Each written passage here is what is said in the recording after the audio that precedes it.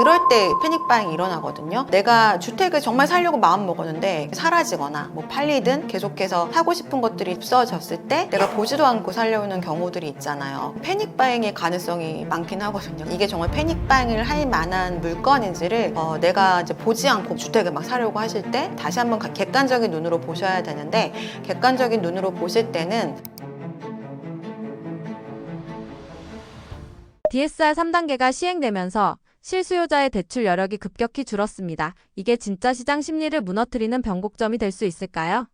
네, 그 DSR 제도가 지금 이제 모든 차주의 연소득에서 40% 안에서 모든 대출의 원리금을 상환할 수 있어야 된다라는 거잖아요. 그래서 40%를 조금이라도 넘어가게 되면은 대출 금액에 제한이 생기는 건데, 이게 이제 3단계라는 게 스트레스 DSR 이제 3단계라고 해서 우리가 이제 금리가 지금 굉장히 격변하는 시대를 우리가 겪고 있는 거거든요. 그러니까 코로나 때 막 1% 금리였다가 2022년 말에는 대출 금리 기준으로 막 신용대출 어떤 분은 9% 넘어서까지 적용을 받는 분도 본 적이 있어요. 그렇게 짧은 기간 안에 금리가 너무 이렇게 왔다 갔다 하니까 예전에 1%, 2%대일 때 대출을 받을 때 내는 이자보다 2022년 이후로는 거의 2배 정도를 이자를 더 내게 되는 거죠. 근데 요즘에 사실 우리가 급여가 잘 오르지 않잖아요. 그러니까 버는 금액은 일정한데 내야 되는 그런 대출 상환 금액은 뭐 2배 넘어가니까 이게 굉장히 좀 부담이 돼서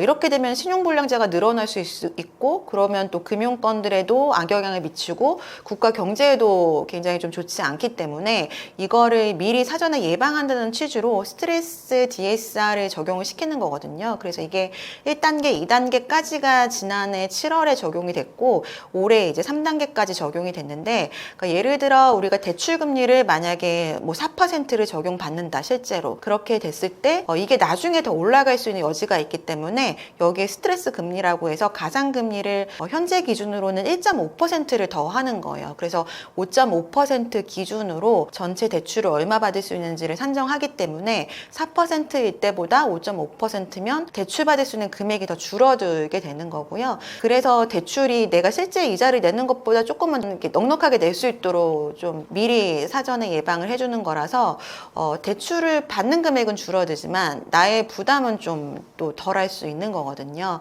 그래서 이런 부분들은 어쨌든 뭐 차주한테도 안전망을 쳐주기 위한 그런 제도라서 이게 또 뭐 있다 없다 하는 제도가 아니라 계속해서 이 제도 안에서 우리가 가야 됩니다. 그래서 이거 자체가 변곡점이 되리라고는 생각이 안 돼요.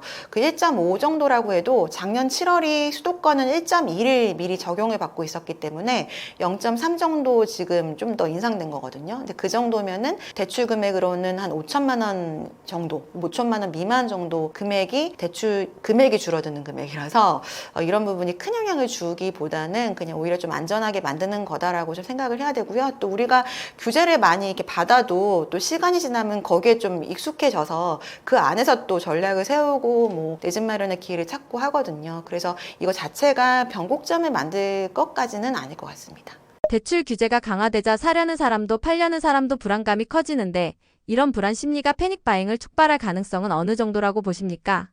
지금은 사실 대출 규제가 이번에 6.27 대책뿐만이 아니라요, 금리가 굉장히 급변했다고 했잖아요. 그게 영향을 많이 주는 것 같아요. 예를 들어서 2022년 지금 하반기부터 그 기준금리가 조금씩 인상을 하기 시작했고, 그거에 따라서 이제 시장금리, 대출금리도 같이 올라가는데, 보통은 예전에 뭐 장기 평균을 봤을 때는 대출금리랑 시장금리가 그래도 거의 비례해서 올라갔었거든요. 근데 2022년 한 해만 하더라도 기준금리가 0.5 올라갔을 때 유사하게 대출금리가 올라가는 게 아니라 처음에 굉장히 급격하게 올라가서 뭐 대출금리가 한 5%대, 뭐 전세대출금리도 7%대까지도 나올 정도로 미리 선반영한 대출금리가 적용이 됐다가 또 시간이 지나서 그 대출금리가 또 이렇게 완화돼서 어떤 때는 기준금리랑 거의 동일했을 때도 있고, 그리고 특례보금자리론이라고 해서 지난 정권 때 이제 DSR을 지금 우리가 적용을 받고 있는데 DSR에 상관없이, 그러니까 고소득자라 하더라도 그 DSR 같은 거 보지 않고 무조건 대출을 내주는 그런 정책자금 대출도 있었고, 그러니까 이런 부분들이 굉장히 왔다 갔다 하다 보니까 사람들이 지금 이제 서울 안에서 내 집 마련을 하거나 또는 주택을 사려는 그런 욕구는 굉장히 큰데 그걸 살 수 있는 금융 환경이 너무 급변하는 거예요. 그러니까 조금씩 완화되거나 예고를 하는 게 아니라 갑자기 바뀌다 보니까 여기에 따라서 확 수요가 몰렸다가 또 확 관망세로 변했다가 이게 지금 반복적이라 이런 부분들 때문에 패닉 바잉이 좀 생기는 것 같습니다. 실제로 올해 2025년 3월부터 한 6월까지 굉장히 좀 그 일부 지역에 한해서 주택시장이 뜨거웠는데, 그때도 마지막에는요 실제로 집을 보러 갔는데 간 사이에, 그러니까 월요일날 물건 받고 토요일날 보러 가면 그 물건이 다 없어지고 새로운 물건이 나오고 하다 보니까 이게 반복되다 보면 사람이 진짜 지금 안 사면 큰일 날 것 같은 그런 심리가 또 생기거든요. 또 집 한 채를 보러 갈 때 똑같은 시간에 막 6, 7팀씩 같이 들어가서 임장하고 막 그렇게 되다 보니까 보지도 않고 주택을 사시는 분들이 정말 좀 많이 늘어났었어요. 그리고 마포를 보시다가 집값이 올라가니까 그거를 조금씩 넓혀서 나중에는 뭐 강서구 뭐 이런 식으로 계속해서 확산이 됐었거든요. 이게 좀 바로 패닉 바잉이잖아요. 그래서 이게 이제 물론 금융 관련된 제도도 굉장히 영향을 주고 있고요. 그게 실제로 구매하는 사람이 같은 시기 안에 확 몰리다 보니까 거기에 따른 심리적인 요인들도 생기는 것 같습니다. 패닉 바잉을 한 사람들의 5년 뒤, 10년 뒤 결과는 어떤 그림일까요? 우리가 패닉 바잉 얘기를 하면은 과거의 하우스 푸어랑 굉장히 많이 비교를 하거든요. 예전에도 이제 하우스 푸어라고 해서 집을 살 때 대출을 많이 받았던 사람들이 2012년 이쯤에서 굉장히 장기간 주택시장이 침체다 보니까 집값이 계속 떨어지는 거예요. 그래서 집은 있지만 이제 푸어라고 해서 하우스 푸어라는 이름을 붙였었는데 그것과 유사하게 또 굉장히 패닉 바잉, 특히 영끌에서 주택을 사신 분들에 대한 걱정들을 좀 많이 하십니다. 근데 이거는 과거의 하우스 푸어는 대부분이 그때 샀던 가격보다 지금 훨씬 많이 올랐을 거예요. 그때는 그래도 인구도 계속 늘어났고 지방에도 그래도 계속 집을 사셨고 코로나라는 그런 또 이런 일 때문에 지방이든 어떤 주택 유형이든 다 같이 올라가는 그 시기도 거치면서 모든 주택이 올랐지만 앞으로는 사실 그러기는 쉽지 않아 보입니다. 이미 사회 구조적인 많은 부분들, 그러니까 인구뿐만 아니라요, 인구에 대한 문제 때문에 뭐 고령화에 대한 것들, 그리고 1인 가구가 굉장히 이렇게 늘어나는 부분들, 그리고 재택근무도 되게 늘어나고 사회에 대한 이런 생활 라이프 스타일 자체가 바뀌다 보니까 주택도 그렇지만 상업시설도 양극화가 굉장히 심하고 여기에 따른 인프라가 격차가 되게 많이 나고 있거든요. 그래서 패닉 바잉을 했을 때 어떤 지역을 패닉 바잉 하느냐에 따라 굉장히 다를 것 같습니다. 그래서 주택을 사실 때는 지금도 역시 입지를 굉장히 선별해서 보셔야 되고요. 신축이라고 해서 뭐 아무 곳이나 그냥 무턱대고 특히 막 영끌에서 사시면 굉장히 위험하기 때문에 일단은 대출을 감당할 수 있는 범위 내에서 받는 게 가장 중요할 것 같고, 그리고 이렇게 패닉 바잉을 하시더라도 그 지역을 좀 면밀하게 보실 필요가 있을 것 같아요. 특히 나중에 내가 무슨 사정으로 인해서 팔려고 했을 때 좀 비교적 쉽게 팔릴 수 있는 가격 또는 지역인가를 보셔야지 패닉 바잉의 리스크로부터 좀 자유로워질 수 있을 것 같습니다. 스스로 패닉 바잉이라고 인지하기 쉽지 않을 것 같은데 현재 내 상태가 패닉인지 체크할 수 있는 방법이 있을까요? 패닉 바잉이라는 게 뭐 사전에 나와 있는 단어는 아니라서 그냥 이렇게 봤을 때 이게 점점 패닉 바잉으로 번져가고 있구나를 이제 객관적으로 봤을 때 사실 느낄 수 있는 거거든요. 근데 본인이 스스로 점검해 볼 수 있는 거는 뭔가 그럴 때 패닉 바잉이 일어나거든요. 내가 주택을 정말 살려고 마음 먹었는데 계속해서 그 물건이 사라지거나 뭐 팔리든 아니면 물건이 없어지든 계속해서 하고 싶은 것들이 없어졌을 때 내가 보지도 않고 살려오는 경우들이 있잖아요. 그래서 주택은 사실 이제 내 집 마련이고 거주를 목적으로 사는 게 1차적인 목적이 돼야 되는 거는 맞기 때문에 일단 내가 보지도 않고 그냥 계약금을 넣는다 하면은 패닉 바잉의 가능성이 많긴 하거든요. 그래서 그럴 때는 이게 정말 패닉 바잉을 할 만한 물건인지를 다시 한번 보는 게 중요할 것 같고요. 그리고 과거에는 그런 분들 많았는데 최근에 좀 없어지긴 했어요. 뭐 분양 같은 것도 묻지마 청약 이런 거 있었잖아요. 그렇게 내가 지금 감당할 수 있는 만한 현금 흐름을 갖고 있는지 자산이 있는지를 먼저 체크를 해봐야 되는데 그거는 이제 따져보지도 않고 무조건 계약을 하시는 분들 계시거든요. 뭐 가계약금을 막 진짜 큰 금액을 넣고 오시거나 그런 것들도 일종의 패닉 바잉일 수 있기 때문에 내가 이제 보지 않고 물건 주택을 막 사려고 하실 때, 그리고 내가 내 전체 자산이 갚을 수 있는, 상환할 수 있는 그 능력이 되는지를 점검하지도 않고 주택을 그냥 계약하려고 하는지를 따져보면은 그래도 어느 정도 점검은 될 것 같고요. 그 이후에 이게 정말 그럴 만한 건지를 다시 한번 객관적인 눈으로 보셔야 되는데, 객관적인 눈으로 보실 때는 그 본인은 정말 이 집이 좋아서 살려고 하시는 걸 거 아니에요. 근데 내가 아니라 다른 사람이 봤을 때, 그러니까 내가 이걸 5년 후에 팔려고 했을 때 누구나 이거를 이제 그 정도로 매입을 하는 수요가 많을지를 점검을 해봐야 되는데요. 주택 같은 경우에는 제가 흔히 그냥 고객들한테 드리는 말씀은 내가 이제 아이를 낳았어요. 낳은 그 신혼부부예요. 근데 이제 집을 장만하려고 했을 때 그때 이 주택이 매력적인가를 보면은 아파트는 어느 정도 답이 나옵니다. 왜냐하면 신혼부부들은 그래도 어느 정도 몸테크할 생각도 있으시고, 또 뭔가 이렇게 장기적인 거주보다는 당장에 직장 맞벌이가 많은 직장의 중간 지점 정도를 택한다거나 이런 식으로 좀 협의를 하거든요. 근데 아이를 낳고 나서는 아이가 또 이렇게 자라려면 학교를 다 졸업하려면 10년 이상은 거주를 해야 되잖아요. 적어도 초등학교 6년 정도는 거주해야 되기 때문에 아파트에 필요한 조건들을 다 보시거든요. 여기 유해한 환경이 있는지, 교통은 좋은지, 그리고 유모차 끌고 다니셔야 되기 때문에 경사도까지 보시고 여러 가지를 다 고려하셔서 그래도 이것보다 이게 낫겠다라고 굉장히 신중하게 보세요. 그래서 내가 그런 사람이라고 생각하시고 그런 사람이 이 아파트를 많이 볼까를 생각하면은 어느 정도 아파트는 답이 나오실 것 같아요. 지금 집을 사려는 사람에게 조금 더 기다려라 혹은 지금이 오히려 기회라는 말이 엇갈립니다. 위원님은 어느 쪽에 무게를 더 두실까요?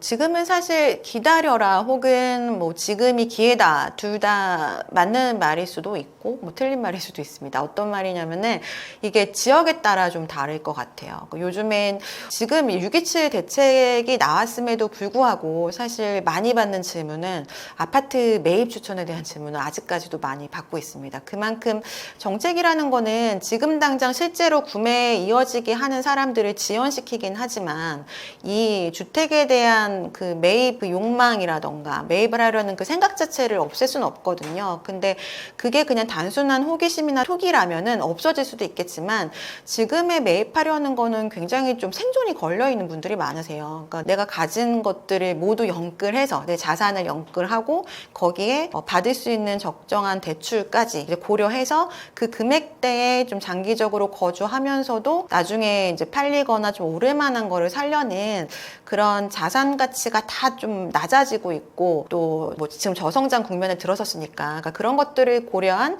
자산 증식과 내가 평생 동안 뭔가 살만한 것들을 마련하려고 하는 수요들이기 때문에 없어질 수요는 아니에요. 근데 지금의 서울 집값들, 특히 서울만 좀 많이 보시니까 서울 집값을 예로 들면 서울 같은 경우도 잘 지역별로 보시면요, 2022년에 다 같이 하락했다가 2023년부터 같이 조금씩 올라가거나 왔다 갔다 반복하거나 그런 식이잖아요.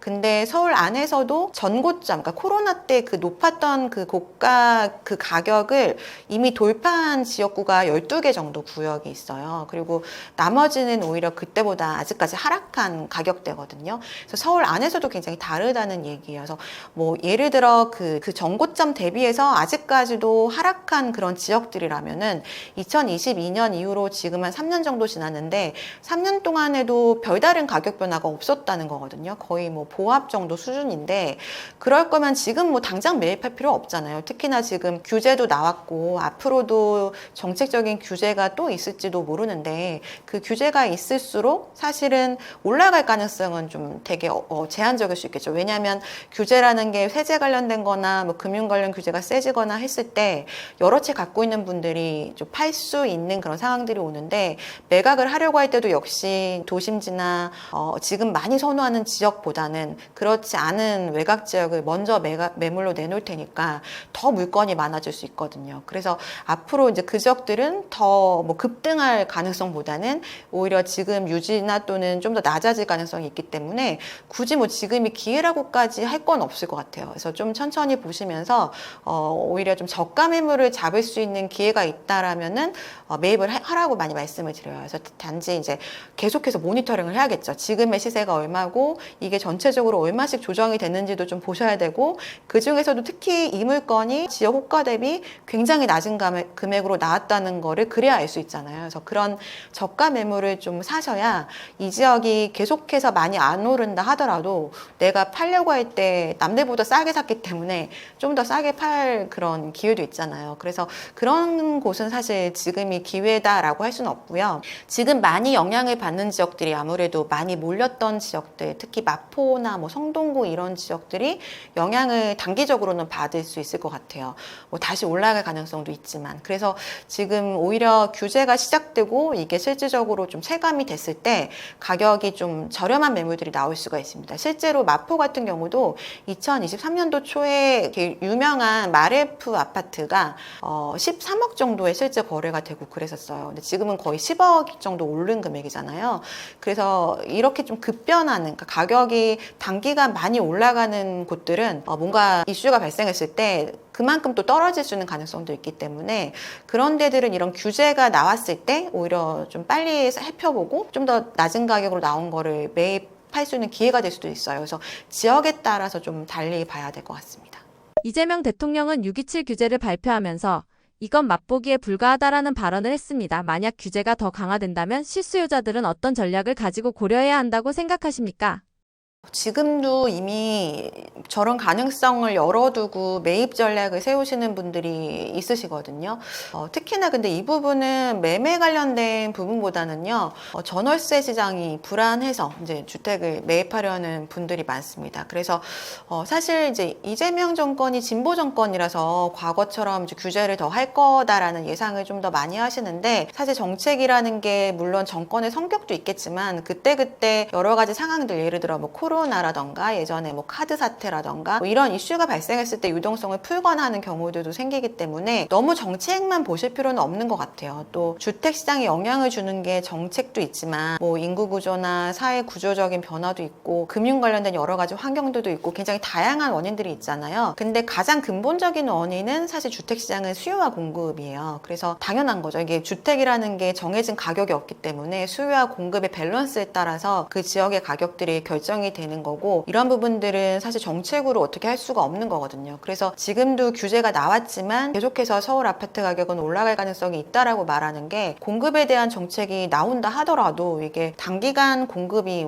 바로 만들어지는 게 아니기 때문에 그동안 가격이 계속 오를 수 있다라는 거거든요. 실제로 공급을 뭐 예전에는 뭐 인허가 물량 그리고 착공 물량 이런 것들도 많이 받지만 최근에는 인허가를 받는다 하더라도 사업성이 너무 계속 떨어지고 있다 보니까 착공까지 이어지지 않는 경우도 많고, 착공이 돼도 뭐 여러 가지 언론에서 보셨을 거예요. 뭐 시공사랑 조합원 분쟁 생겨서 중단되기도 하고 금액이 또 올라가기도 하는 상황들도 있기 때문에 입주 물량을 보셔야 되거든요. 근데 입주 물량이 실제적으로 2026년이 되면 평년에 한 20% 후반대 정도 수준밖에는 안 나와요. 그래서 신축이 계속 좀 줄어들게 되니까 이런 좀 근본적인 원인인 공급 부족이라는 거는 계속해서 가져가야 될 수밖에 없어서, 그런 공급이라는 게 매매 시장에도 영향을 주지만 사실 임차 시장에 더 빨리 영향을 주게 되거든요. 매매는 사실 신축이 없는 거지 구축은 지금 매물이 계속해서 쌓여 있습니다. 그래서 신축들, 입지 좋은 신축만 가격이 올라가는 거거든요. 그래서 이게 만약에 좀 더 무뎌지거나 신축이 이젠 더 이상 안 나온다라는 거를 받아들이게 되면 아마 구축이 매매되기 시작할 거예요. 그렇지만 임차 시장 같은 경우에는 전세의 많은 부분을 신축 아파트가 많이 그걸 소화를 해주고 있었거든요. 신축 아파트가 대량으로 한꺼번에 딱 입주가 되기 때문에 많은 양질의 그런 임차 물건들이 다 같이 나오기 때문에 시장에 보다 조금은 그래도 저렴한 금액으로 전세를 살 수 있는 기회라서, 그리고 또 지금 4년까지 살 수 있으니까 그런 게 많이 그거를 커버를 해줬는데, 신축이 없다면 그만큼 새로운 임차, 우량한 그런 전세 매물이 없어지는 거라서 그런 임차 시장에 이제 거주를 하고 계시는 분들이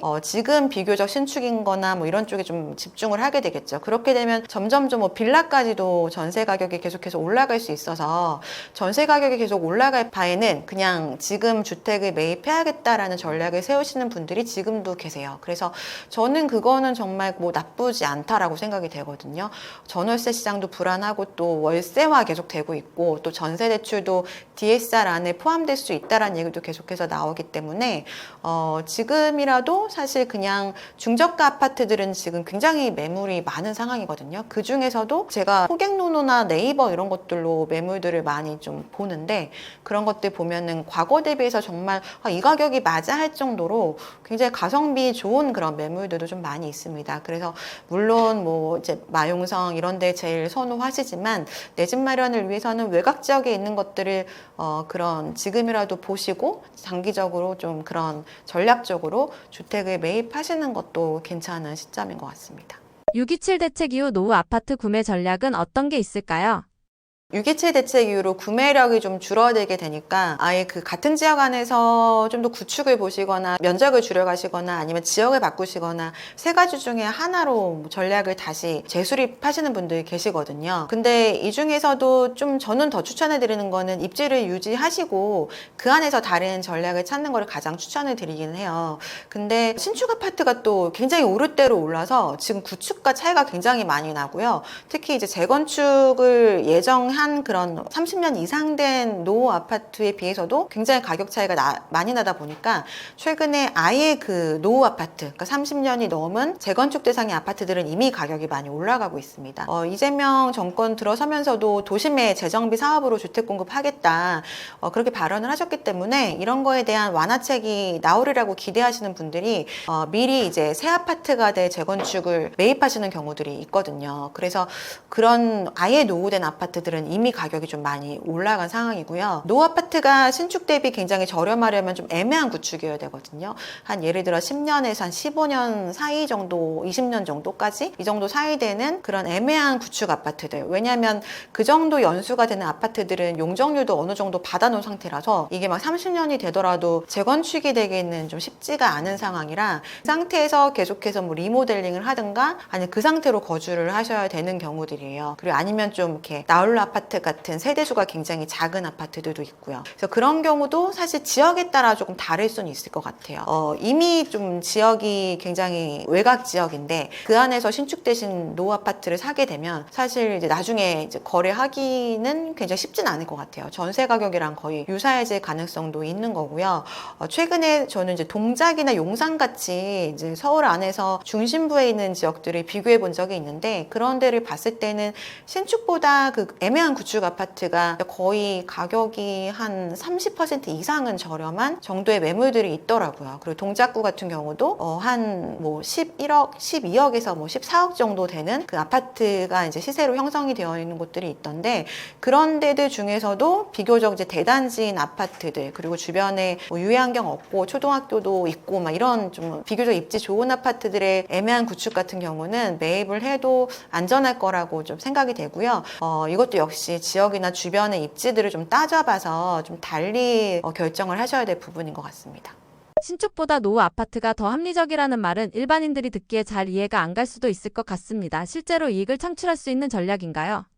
이 부분은 사실 예전에는 굉장히 유효한 전략이었습니다. 왜냐하면 예전에는 그 재건축 대상인 아파트가 평당가로는 가장 높았던 게 일반적이거든요. 그리고 신축보다도 왜냐하면 좀 있으면 이게 신축 아파트가 될 거고 신축 아파트가 되면서 뭔가 더 조합원은 좋은 조건을 가져갈 수가 있었어요. 예를 들어 아파트를 면적을 더 넓은 거를 받으면서도 현금으로 얼마를 더 받는다거나 아니면 뭐 지분이 많은 경우에는 1+1까지도 받을 수 있는 경우들이 있었거든요. 그때는 예전에 지었던 주공 아파트들 있잖아요. 뭐 4층 이하의 이런 아파트들을 재건축해서 뭐 3층 이렇게 지으면 굉장히 세대수도 일반 분양하는 게 많이 나오고 사업비도 굉장히 좀 환경이 좋았기 때문에 시공사 입장에서도 이윤이 많이 남고 그렇기 때문에 조합원에 돌려줄 수 있는 혜택들도 많았는데요. 이제는 같은 조건의 4층 이하의 아파트를 하더라도 일단은 공사비가 너무나 많이 올라서 예전과 같은 컨디션이 되지는 않습니다. 그래서 예전에 그 코로나 시기에 굉장히 부동산 시장이 많이 활성화됐을 때 굉장히 인기 많았던 지역 중에 하나가 이렇게 노도강이라는 말이 나오면서 특히 그 지역에 재건축 대상 아파트를 굉장히 많이 사셨거든요.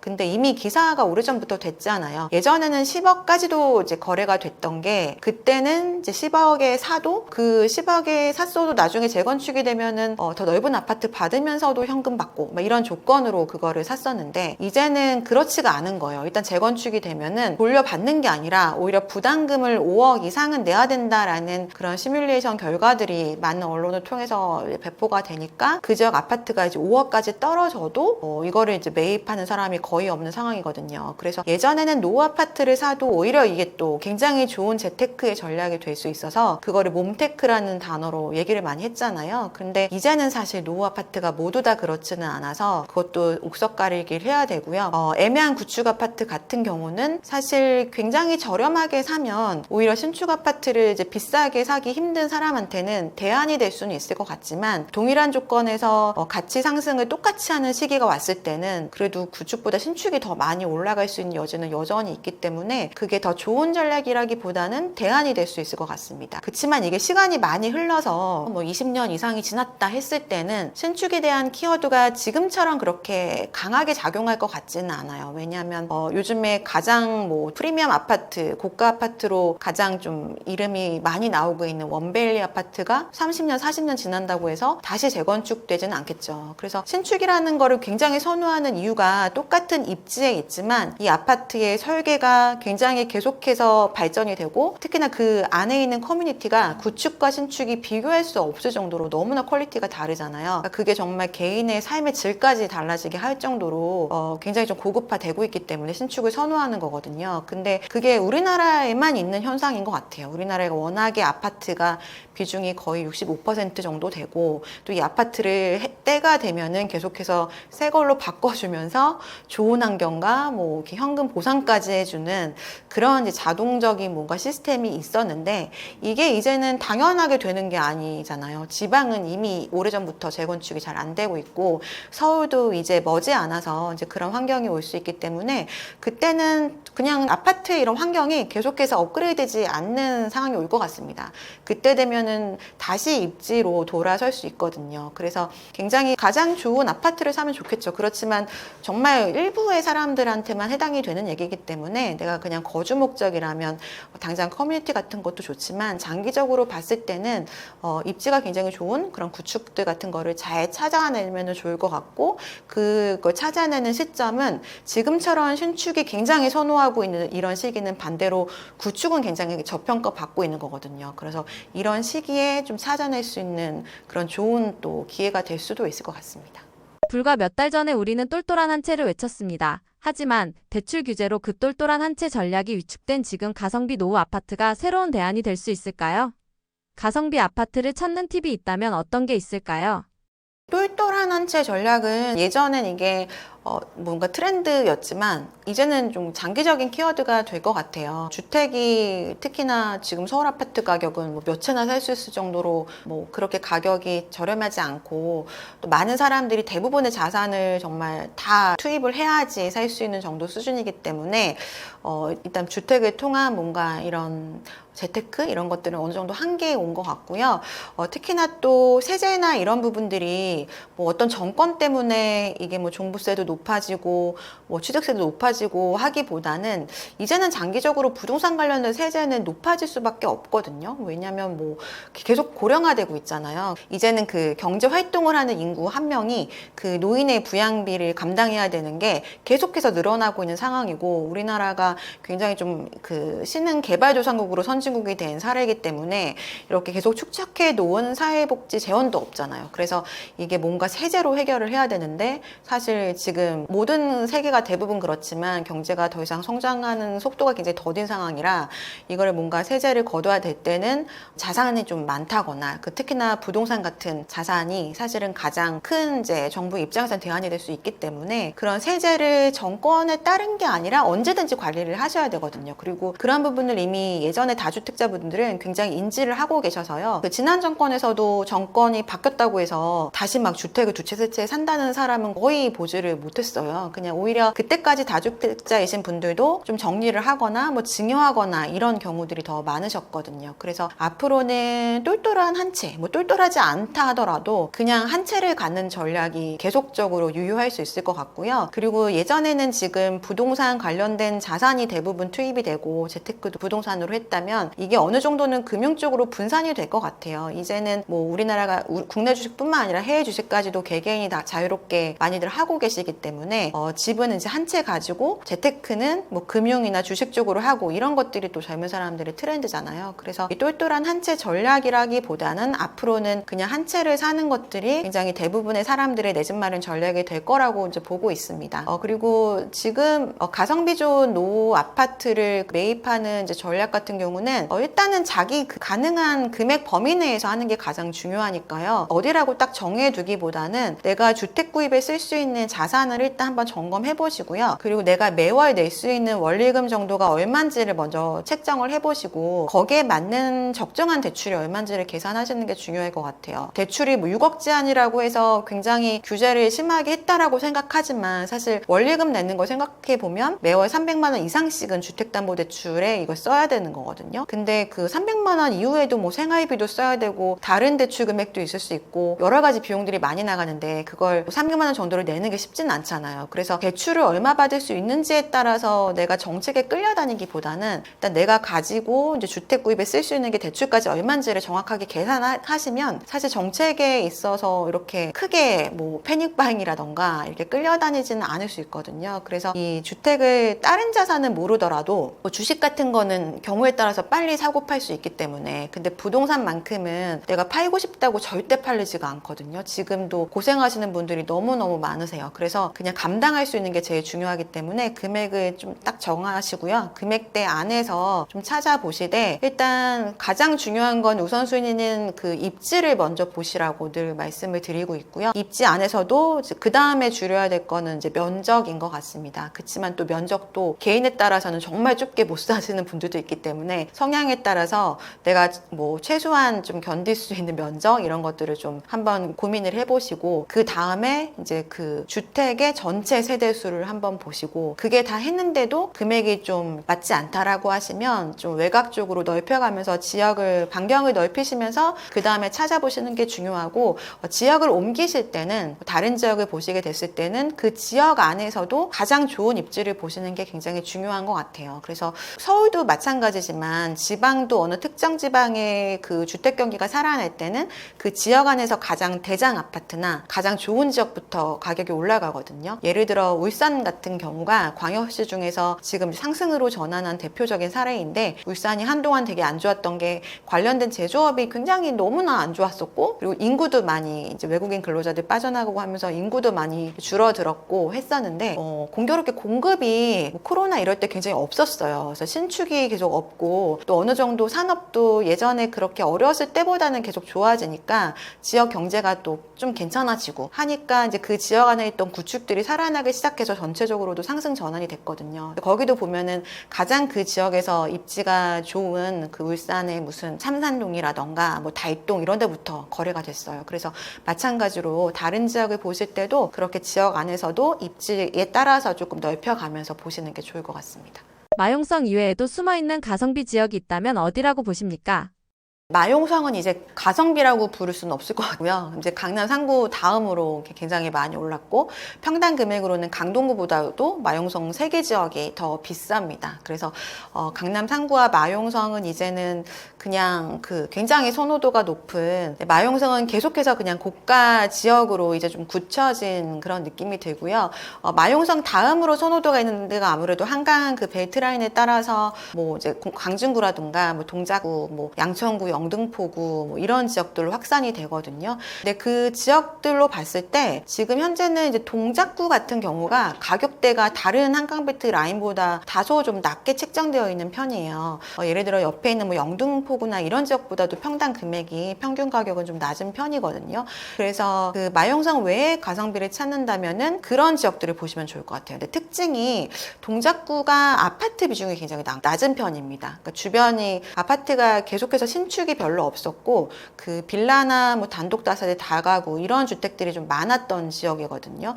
그래서 이런 지역들이 뭐 노량진이나 이런 지역도 그렇고 재개발이나 이런 걸 통해서 신축 아파트가 이제 조금씩 늘어나고 있거든요. 그래서 그런 지역들은 아파트가 늘어나면서 전반적으로 신축에 따라서 구축도 어느 정도 가격이 올라갈 수 있는 여지도 생기기 때문에 그런 뭐 동작구 같은 지역이나 아니면 이제 광진구도 지금도 가격이 다소 높긴 하지만 광진구도 그런 재정비에 대한 이슈들이 좀 있는 지역이라서 그런 지역도 좀 보시면 좋을 것 같고요. 아무래도 지금은 서울 안에서 이제 대부분이 많이 올랐고 또 외곽 같은 경우에는 오랫동안 가격이 제자리고 해서 지금보다 나중에 더 올라갈 수 있는 여지가 있는 곳들은 재정비 사업들이 꽤나 진행된 그런 지역들입니다. 그래서 그런 지역들은 말씀드린 뭐 동작구나 아니면 광진구 쪽이나 아니면 송파구의 이제 그 예전 뉴타운 지역들 이런 몇 개의 지역들이 앞으로 이제 대단지의 신축들이 들어올 지역이기 때문에 그렇게 되면은 신축은 좀 비싸겠죠. 그렇지만 그 지금 현재 있는 구축들의 괜찮은 입지의 대단지들도 따라서 좀 더 올라갈 가능성이 있기 때문에 그런 데들이 좀 괜찮은 입지 중에서 남아있는 가성비 지역인 것 같습니다. 노후 아파트 투자가 단순히 싸다고 해서 덜컥 계약할 수는 없을 텐데 실수요자가 놓치기 쉬운 핵심 체크 포인트는 무엇일까요? 노후 아파트도 두 가지로 나눌 수가 있는데 아예 30년을 넘어간 재건축 대상의 아파트 그리고 한 10년에서 20년 정도 사이에 애매한 구축 아파트 이렇게 나눠질 수 있습니다. 그 애매한 연수의 아파트랑 30년이 넘어간 아파트랑 굉장히 다르거든요. 왜냐하면 그 10년에서 한 20년 정도 된 아파트들은 준공을 그 전에 했다라는 건데 그때는 예전처럼 그렇게 뭐 저층의 아파트가 많지가 않았어요. 보통은 한 12층, 15층, 20층까지도 지어진 경우들이 좀 많아서 그거를 이제 멸실하고 짓는다고 해서 일반 분양분이 많이 나오지가 않거든요. 그래서 사업성이 굉장히 떨어지기 때문에 이게 뭐 30년이 된다고 해서 재건축이 될지가 굉장히 미지수인 경우들이고 30년에 넘어간 아파트들은 그래도 대부분 재건축이 대상이 된 아파트들이 많기는 합니다. 근데 둘 다 좀 저렴할 수는 있거든요. 30년이 넘어간 아파트들 같은 경우는 입지가 뭐 강남은 지금 굉장히 가격이 높고 외곽 지역 같은 경우는 그 한참대 가격보다는 거의 반 정도로 떨어진 매물들도 있거든요. 그 30년이 넘어간 아파트를 볼 때 체크하셔야 될 부분은 재건축을 했을 때 내가 부담해야 될 금액이 어느 정도 수준인지를 미리 그래도 대충의 바운더리 정도는 알아보는 게 중요하실 것 같아요. 그거는 사실은 확정이 아니거든요. 어디서 뭐 계산하는 식이 있는 게 아니라 그게 언제 이게 본격적으로 진행이 되느냐에 따라서 굉장히 가변적이기 때문에 지금 현재 상태, 현재 컨디션에서의 예상 시뮬레이션 금액 정도를 알 수 있을 뿐이긴 해요. 그렇지만 그거라도 한번 체크를 해보셔야 될 것 같고요. 그거는 또 조합에 따라서 조합원 그 안에서 결정을 하는 거기 때문에 계속해서 가변적이고 법으로 어디 정해져 있는 것도 아니라 주변에 잘하는 공인중개사 찾아가셔서 여기에 대한 의견을 좀 여러분한테 물어보시는 게 좋을 것 같고요. 그렇지 않은 10년에서 20년 정도 되는 구축 아파트 같은 경우는 가성비가 굉장히 좋을 수 있어요. 그렇지만 이거는 재건축이나 리모델링이 될지 안 될지 모르는 거기 때문에 보수적으로 그냥 안 된다고 보고 보셔야 되거든요. 그렇게 된다면 입지 되게 중요하고요. 여기가 그냥 굉장히 살기 좋아야 되는 거예요. 그래서 뭔가 그 재건축이 돼야 좀 획기적인 재테크의 기회가 있다라고 많은 사람들이 생각하기 때문에 그게 좀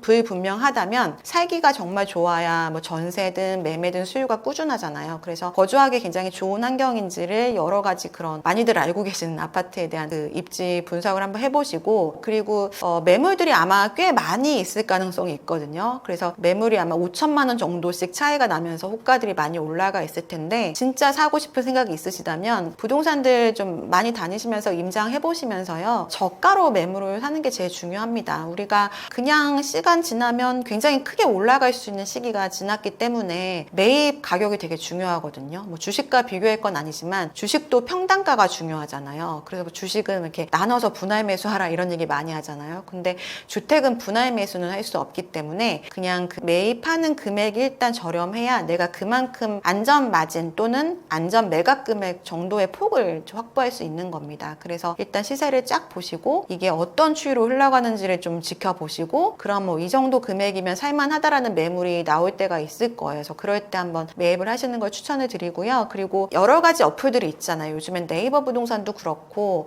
무슨 웬만한 아파트 관련된 관련된 어플 들어가시면 뭐 10년이나 그 아파트 분양했을 때부터 지금까지 그 실제 거래된 금액의 이런 추이 같은 것들을 그래프로 볼 수 있는 그런 환경들이 다 되어 있잖아요. 그래서 그런 것들 한번 확인하셔서 최고가였을 때는 얼마였는지, 그리고 저가였을 때는 얼마였는지도 참고하셔가지고 금액에 대한 좀 어느 정도 매입할 수 있는 금액을 스스로 좀 결정해 보시는 것도 중요할 것 같습니다.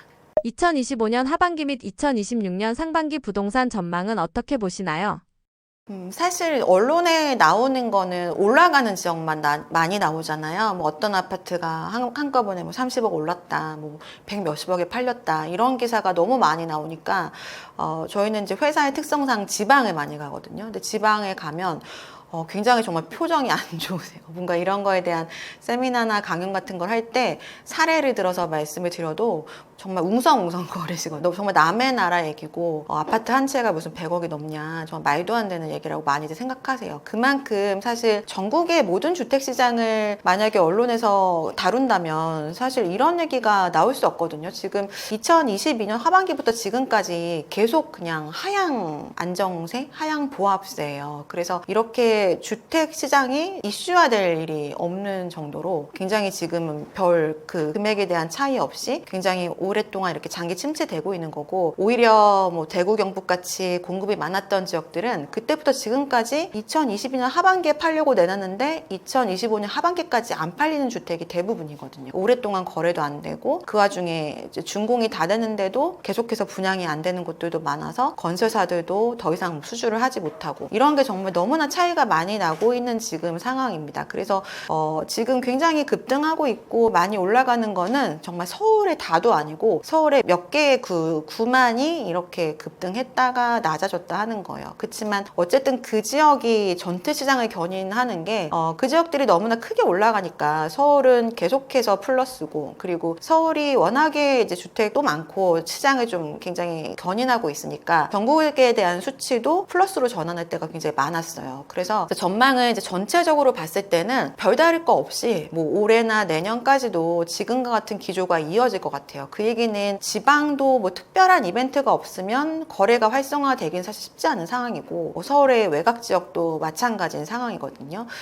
그치만 그 서울의 몇 개의 그 지역들, 계속해서 그 과열됐던 그 지역들 같은 경우도 떨어질 이유가 또 별로 없어요. 왜냐하면 전국의 자산가들이 다 그 지역을 보고 있거든요. 그 지방에 계시는 분들이 그 제가 상담했던 사례인데, 그냥 당연히 어느 정도 매입할 수 있는 여력이 있으신 분들이 올라오시는 거잖아요. 반포의 가장 유명한 아파트를 매입을 하셨는데, 전라도에 사셨던 양쪽이 다 의사인 부부가 현금 흐름이 굉장히 많으셨죠. 이제 와이프 되시는 분은 병원을 아예 서울에서 개업하셨고, 남편 되시는 분은 이제 병원 이제 급여 받으시고 의사 생활 하시는 분이셨는데, 어쨌든 대출을 굉장히 많이 받아도 상환할 여력이 굉장히 많으니까 이제 강남으로 아예 올라오셔서 매입을 하시는 경우들도 있고요. 이런 분들은 대출을 이제 많이 끼고도 거의 100억이 육박한 아파트를 사시기도 하고, 또 지방에 계시는 자산가 분들이 제가 막 10년 전에 뵀을 때는 서울 아파트나 뭐 서울 부동산 얘기를 꺼내면 굉장히 막 화내셨거든요. 우리 동네 부동산 많다, 왜 내가 서울까지 관리도 어려운데 그걸 사냐 하셨던 분들이 이제는 전화하셔서 우리 이제 아들이 뭐 서울에 있는데 이제 결혼할 때 돼서 아파트 사줘야 될 것 같다라거나, 아니면 이제 학교 다니고 있는데 오피스텔에 전세 살고 있다, 근데 그 오피스텔을 지금 뭐 몇천만 원만 더 주면 살 수 있는데 그거라도 뭐 서울에 사야 되냐, 이런 질문들이 많으시거든요. 그래서 전국에 어느 정도 여력 되시는 분들이 다 똑같은 지역을 지금 이제 사시려고 하니까 당연히 계속 올라갈 수밖에 없는 거예요. 근데 그 지역들이 또 공급이 계속 나오지가 않으니까 그 지역들의 가격들은 전국의 자산가 분들 덕분에 계속해서 올라가는 상황이 연출될 것 같습니다. 그래서 정부 정책이 굉장히 중요할 것 같은데요. 아직은 정책이 여기와 관련된 게 나오기 전이거든요. 그래서 굉장히 중요한 거는 서울의 공급도 중요하지만, 사실 공급은 그렇게 지금과 같은 상황을 이렇게 역전시키기에는 좀 한계가 있을 수 있거든요. 왜냐하면 공급이 이제 시작이 된다 하더라도 뭐 이게 인허가 되고 착공되고 입주까지 이어지려면 굉장히 오랜 시간이 걸리기 때문에 이 기간이 좀 확실해질 때까지는 계속해서 불안정할 수는 있어요. 그래서 공급 정책도 물론 중요하지만 지방에 지방에 계시는 분들이 그 지방에 있는 지역에 있는 부동산을 내 집 마련의 그 방법으로 생각할 수 있도록 그 지역을 좀 활성화시키는 게 무엇보다 굉장히 중요할 것 같아요. 그래서 정말 그게 큰 숙제이긴 한데 지역 경제를 일단 활성화시켜야 수요가 좀 분산될 수 있고 인구도 좀 분산이 될 수 있어서 그런 것들이나 아니면 서울의 이제 뭐 공급 같은 것들이 정말 정책이 잘 나오고 여기에 대한 게 현실적으로 정말 좀 빠르게 진행되는 걸 체감한다라고 한다면 지금은 사실 당장 필요한 집이라기보단 장기적으로 내가 죽을 때까지 안전하게 거주하고 혹시라도 팔고 싶을 때 팔 수도 있는 주택들을 찾는 거거든요. 그래서 사실은 기다려도 되는 걸 지금 당장 매입하려는 수요들이 같이 몰리고 있는 시점이기 때문에 좀 더 기다릴 수 있는 그런 믿음을 줄 수 있는 정책들이 나와주면은 여기에 대한 게 좀 점차 변할 수는 있을 것 같습니다. 제가 사실은 여기 있는 인구 충격 부동산 대변혁이라는 책을 올해 4월에 출간을 하고 오늘 여기도 이제 나올 수 있는 그 계기가 되는데요. 이 책을 썼던 거는 사실 저는 부동산 쪽에서 계속 뭔가 활동을 하고 있기는 하지만 부동산에 대한 뭐 투자를 굉장히 권하거나 하지는 않습니다. 그냥 고객들의 그 니즈에 맞춰서 지금 한 15년 정도 계속 상담도 했었고 그 이전에는 뭐 시행이나 건설이나 운영 같은 쪽에서 실무 경험도 있거든요. 그래서 쭉 이렇게 부동산의 트렌드를 그래도 20년 이상 이렇게 봤을 때 최근이 굉장히 이제 급격하게 트렌드가 변하는 걸 굉장히 체감을 하고 있어요. 특히나 코로나 그 이후부터는 굉장히 다르게 뭔가 흘러가고 있구나라고 생각을 하고 있어서 어떤 질문에는 사실 그 즉답을 하기가 어려울 정도로 잘 모르겠다 이런 것들이 있거든요. 왜냐하면 정말 그 근본적인 이유를 좀 생각해 봤을 땐 여기에 있는 그 인구 충격인 것 같아요. 그러니까 인구가 감소하고 있다라는 게 어떤 분들은 제가 이런 얘기하면 뭐 댓글에 인구 얘기 지겹다 이렇게 하시는 분들도 계시더라고요. 근데 사실 예전에는 인구가 감소하기 전의 얘기고 지금은 정말 인구가 본격적으로 감소를 하고 있고요. 감소하는 속도가 합계 출산율로 예상을 할 수가 있는데 지금이 이제 합계 출산율이 0.72 정도잖아요. 그러면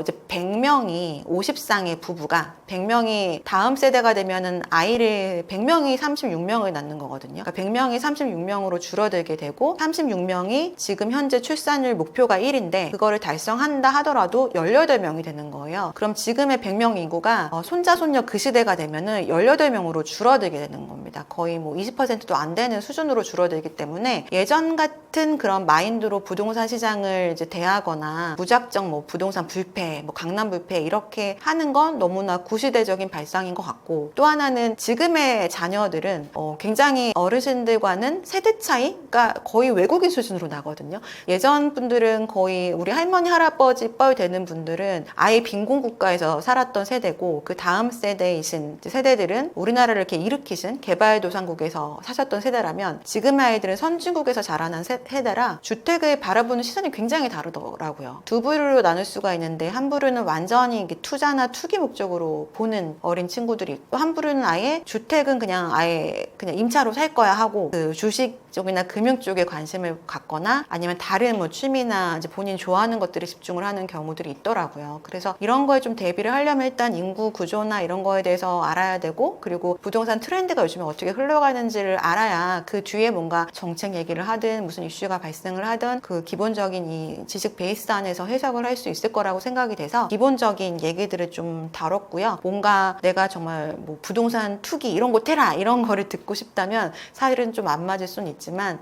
전반적인 이제 시대의 흐름을 읽기에는 좀 좋은 책이 될 수 있도록 열심히 집필했습니다.